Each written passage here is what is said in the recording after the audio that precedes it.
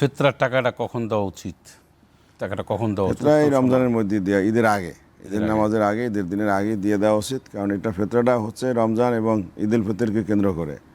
এটা ঈদের পরে দিলে আদায় হবে, কিন্তু এটার মূল ওই কনসেপশন হলো যে ঈদের আগে দিয়ে দেওয়া, যেটা হিসাব করে সব পরিবারের সদস্য যারা আছে প্রত্যেকের মাথা পিছু তাদের মিনিমাম 115 টাকা আমাদের বাংলাদেশে, আমরা যেটা ইসলামিক ফাউন্ডেশন আমরা নির্ধারণ করি। 115 টাকার উপরে যদি কেউ দিতে চায়, সে চায় যে আমি 115 টাকা, আমি মনে করি না আমি 200 টাকা করে দেবো, দিতে পারে।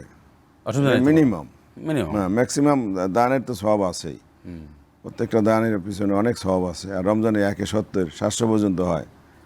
সেই হিসাবে এখানে নফল ইবাদত সম্পর্কে স্যার একটু বলুন যে এই মাসে নফল ইবাদতটা কতটা জরুরি। নফল তো নফল দান সাদাকা থেকে শুরু করে, যে এখন এই মাসে যে কোনো আমল, ভালো আমল, সেখানে সেটার গুরুত্ব অনেক বেশি। এবং একটা নফলও সেটা ফরজের মর্যাদা রাখে। আর একটি ফরজ সেখানে 70 গুণ আল্লাহ তাআলা বাড়াই দিলে আরও 700 গুণ পর্যন্ত বাড়াই দিতে পারে।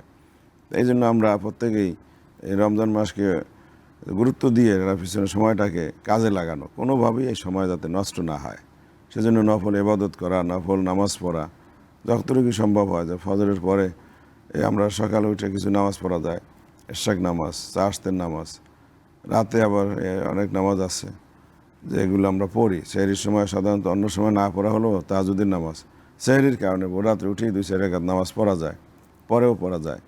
তারাবির নামাজে গিয়ে আগে পরে পড়া যায়।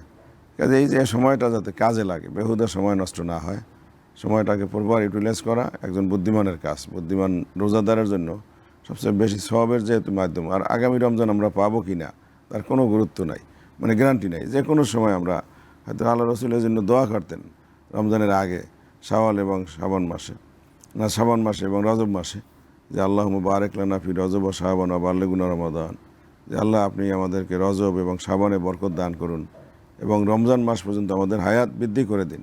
তাহলে কতখানি তার আবেগ ছিল আল্লাহ রসুলের যে রমজানকে পাওয়ার জন্য।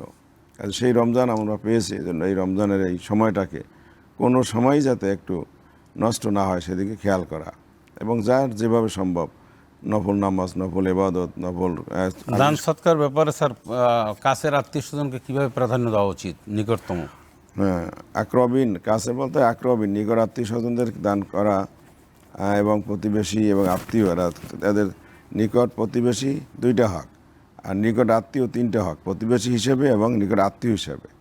কাজে এদেরকে আল্লাহ তাআলা কোরআনে বিভিন্ন জায়গায় বলছে আল আকরাবিন, নিকটতম যারা আছে, ব্লাড কানেকশন এবং প্রতিবেশী, তাদের জন্য তোমরা ব্যয় করবা, দান সাদাকা করবা, আল্লাহ সব বেশি দেবেন। সব বেশি। স্যার ধন্যবাদ আপনাকে, এতক্ষণ গুরুত্বপূর্ণ আপনি কথা বলেছেন। সুপ্রিয় দর্শক শ্রোতা, এতক্ষণ পর্যন্ত আপনাদের প্রশ্ন উত্তর দিয়েছেন ঢাকা ইসলামিক ফাউন্ডেশন বাংলাদেশ ঢাকা বিভাগীয় প্রধান, যিনি ঢাকা বিভাগের ডিরেক্টর মোহতারাম মাওলানা ফজলুর রহমান।